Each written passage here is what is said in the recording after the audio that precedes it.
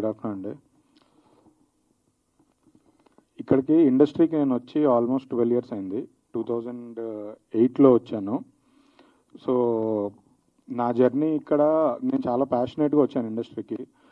నేను first ఈపీగా start అయ్యాను, దాని తర్వాత కో ప్రొడ్యూసర్ అయ్యాను, తర్వాత ప్రొడ్యూసర్ అయ్యాను. సో డబ్బులు ఎక్కువ ఉండో లేదంటే సరదా తీర్చుకుందామనో నేను ఇండస్ట్రీకి రాలేదు. నేను ఇది కెరియర్గా చూస్ చేసుకొని ఇది నా ప్యాషను అని నేను ఇక్కడికి వచ్చాను. ఇన్ని ఇయర్స్లో ఇప్పుడు నేను చూస్తున్న ఇండస్ట్రీ చాలా మారిపోయింది. ఇప్పుడు ప్రజెంట్ ఉన్న ఇండస్ట్రీ అసలు డబ్బులు లేవు ఇక్కడ.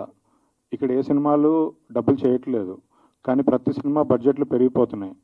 బడ్జెట్లు ఎందుకు పెరుగుతున్నాయి అంటే, ఒకటి ప్రొడక్షన్ కాస్ట్ చాలా పెరుగుతుంది, అంటే అది కంట్రోల్లో లేకుండా అయిపోయింది. అది ఎందుకు అంటే జస్ట్ ఇందాక శ్రీధర్ గారు చెప్పినట్టు, అందరూ చెప్పినట్టు, ఇక్కడ మనకి షూటింగ్కి ఎంతమంది కావాలి, షూటింగ్ ఎక్కడ చేస్తున్నాం ఇది అనే పాయింట్ వదిలేసి ప్రతిరోజు సెట్లో 100 నుంచి 150 మెంబర్స్ ఉంటున్నారు. ఎందుకు అంటే ఓన్లీ రూల్స్ రెగ్యులేషన్స్, ఇంతమందిని పెట్టుకోవాలి, మీరు 7గురినో 9 మందినో పిలిస్తేనే మేము వస్తాం లేదంటే రాము అనేది ఒక దౌర్జన్యంగా ఉంది ఇక్కడ. అంటే ఇలా చేస్తూ వెళ్తే మేము సినిమా క్వాలిటీ మీద పెట్టాల్సిన డబ్బులు, క్వాలిటీ అంటే చాలా ఉన్నాయి. సెట్స్ వేయాలి, సీజీలు చేయాలి, పెద్ద పెద్ద ఆర్టిస్టులను తీసుకొని రావాలి. అంటే మనకి ఏవైతే స్క్రీన్ మీద కనిపిస్తుందో ఆ ఖర్చుకంతా వేస్టేజ్ ఖర్చు ఎక్కువ ఉంది ఇక్కడ. ఏ సినిమా అయినా చాలామంది ఇప్పుడు ఆడియన్స్ కూడా బాగా తెలివి వచ్చింది ఆడియన్స్కి. ఆడియన్స్ జస్ట్ ఓటీటీలో సినిమా చూసో లేకపోతే థియేటర్కి వచ్చి సినిమా చూసో ఈ సినిమా ఇంతలో చేస్తారు కదా, ఎందుకు వీళ్ళు ఎక్కువ నెంబర్లు చెప్తున్నారు అంటారు. కానీ ఇక్కడ ఎవ్వరూ ఎక్కువ నెంబర్లు చెప్పట్లేదండి. ఇక్కడ నిజంగానే అంత ఖర్చు అవుతుంది. ప్రొడక్షన్ కాస్ట్ చాలా, అంటే ప్రొడ్యూసర్ సినిమా స్టార్ట్ చేస్తున్నప్పుడు ఏదైతే ప్రొడక్షన్ కాస్ట్ అనుకుంటున్నారో దానికి డబల్ అవుతుంది. కాదు అని ఎవరు చెప్పలేరు. ఇక్కడ మీడియా వారికి అందరికీ తెలుసు, బయట ఉన్న డిస్ట్రిబ్యూటర్లకు తెలుసు, ఆడియన్స్కి తెలుసు, ప్రొడ్యూసర్స్ తెలుసు, అందరికీ తెలుసు. ప్రొడక్షన్ కాస్ట్ అనేది డబల్ అయిపోయింది. ఈ ప్రొడక్షన్ కాస్ట్ తగ్గించడానికి మాకు మెయిన్గా ఈ ఫెడరేషన్ రూల్స్ రెగ్యులేషన్స్ ఇవన్నీ ఎప్పటి నుంచో పెట్టున్నాయి, అవి మార్చాలండి. ఇప్పటికైనా ఈరోజు సిచ్యువేషన్ తగ్గట్టు అవి మార్చాలి. ఇలా లేదు అవే కండిషన్స్తో చేయాలి అంటే ఇక్కడ సినిమాలు ఎవ్వరూ ప్రొడ్యూస్ చేయలేరు. ప్రాబ్లీ పెద్ద స్టార్ సినిమాలు ఒక సంవత్సరానికి ఒక 20 పెద్ద స్టార్ సినిమాస్ వస్తాయి తప్ప మిగతా టైంలో అసలు సినిమాలు ఉండవండి. థియేటర్లకి సినిమాలు ఉండవు, ఆడియన్స్కి చూడడానికి సినిమాలు ఉండవు. ఈ మిడిల్లో ఉన్న సినిమాలన్నీ ప్రొడక్షన్ కాస్ట్ తగ్గించుకుంటేనే క్వాలిటీ సినిమాలు ఇవ్వగలుగుతారండి. మంచి మంచి కథలు చాలా ఉన్నాయి మన దగ్గర. అవి చెప్పాలి అంటే కాస్ట్ ఫెయిల్యూర్స్ అవుతున్నాయి, చెప్పలేకపోతున్నాం. ఎవరు ఇక్కడ డబ్బులు పోగొట్టుకోవాలని సినిమాలు తీయలేరండి. ఏ ప్రొడ్యూసరు డబ్బులు పోగొట్టుకోవాలని తీయలేరు. ఇక్కడున్న ప్రొడ్యూసర్స్ మీరు చూస్తే ఎవరు డబ్బులు ఉండి డబ్బుల సంచులతోనో బ్యాగులతోనో ఇక్కడికి రాలేదండి. ఎస్కేఎన్ గారు పిఆర్ఓగా స్టార్ట్ అయ్యి జర్నీ ఇక్కడ వరకు సినిమా బేబీ లాంటి సినిమా ప్రొడ్యూస్ చేశారు. శ్రీధర్ గారు సాఫ్ట్వేర్ ఎంప్లాయ్. ఆయన తన జాబ్ వదిలేసి ఒక ఆడియో కంపెనీ స్టార్ట్ చేసి ఒక 300-500 సినిమాస్ ఆడియో డిస్ట్రిబ్యూట్ చేసి తర్వాత ఆయన ప్యాషన్తో డైరెక్టర్ ప్రొడ్యూసరు అయ్యారండి. 10 సినిమాలు చేశారు, 10-15 సినిమాలు చేశారు. అసలు సినిమాలు చేయడం అంత ఈజీ విషయం కాదండి. ఆయనకున్న ప్యాషన్తో ఈ రోజు వరకు ఇక్కడ ఉన్నారు. చాలామంది మీడియా వరకు తెలుసు. ఇక్కడ అందరూ అంతే. చైతన్య గారు వాళ్ళు యుఎస్ నుంచి వచ్చారు, వాళ్ళ కెరియర్స్ జాబ్స్ వేరేవన్నీ వాళ్ళ కంపెనీస్ అక్కడ వదిలేసి సినిమా మీద ప్యాషన్తో వచ్చారు.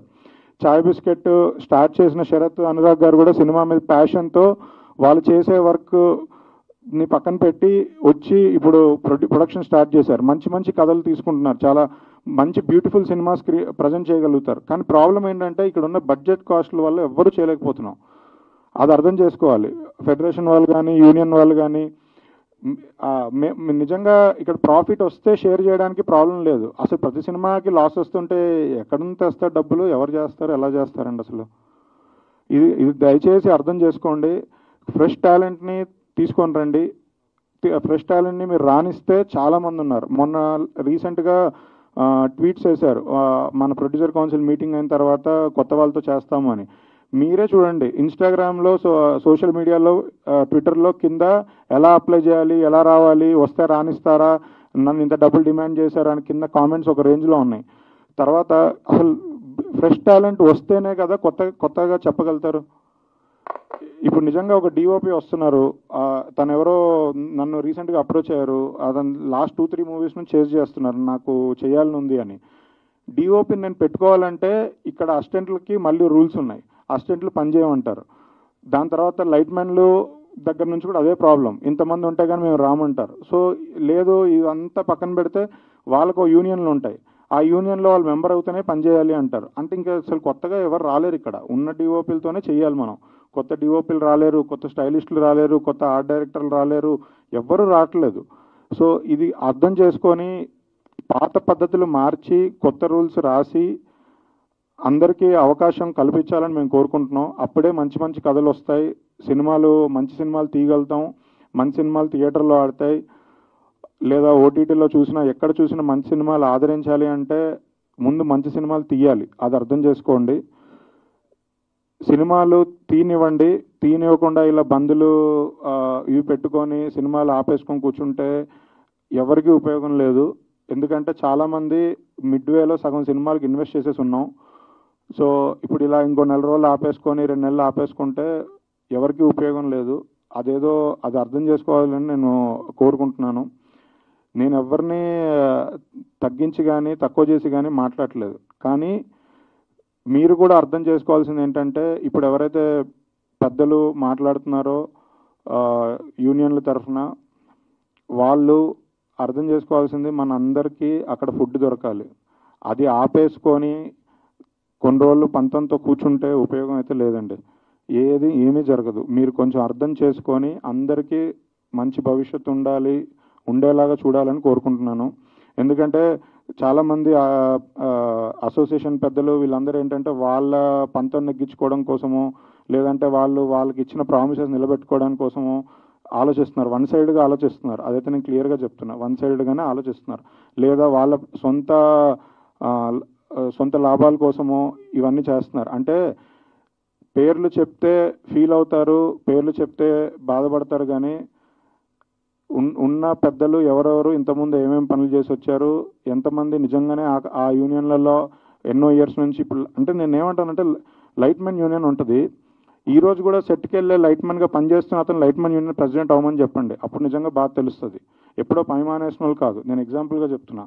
మేకప్ మ్యాన్ యూనియన్ ఉంటుంది, వాళ్ళ కింద 10 మంది అసిస్టెంట్లు పెట్టుకొని ఇవాళ డైరెక్ట్గా వెళ్ళి మేకప్ చేయడం మానేసిన అతను కాకుండా మిగతా డైరెక్ట్గా ఈ రోజుకి కూడా సెట్ మీద పనిచేస్తున్న వాళ్ళని పెట్టండి. ప్రతి అసోసియేషన్లో అలాంటి వాళ్ళని సెలెక్ట్ చేసుకోండి, అప్పుడు మీకు రియల్ బాధలు రియల్ కష్టాలు ఏంటో తెలుస్తాయి. అది వదిలేసి ఎప్పుడో పెద్దలు ఇన్ని ఇయర్స్ నుంచి ఉన్నారు అంటే, దాసరి గారు లాంటి పెద్ద వ్యక్తులు ఇండస్ట్రీకి చాలా చేశారు. అంటే అది వన్ సైడెడ్ కాదు, ఆయన అందరి గురించి అన్ని క్రాఫ్ట్స్కి చాలా చేశారు. కానీ ఇవాళ అందరూ దాసరి అయిపోదాం అనుకొని ఎవరు ఇష్టం వచ్చినట్టు వాళ్ళు మాట్లాడుతున్నారు, అది కరెక్ట్ పద్ధతి కాదు. అది దయచేసి రియలైజ్ అవ్వండి. Thank you.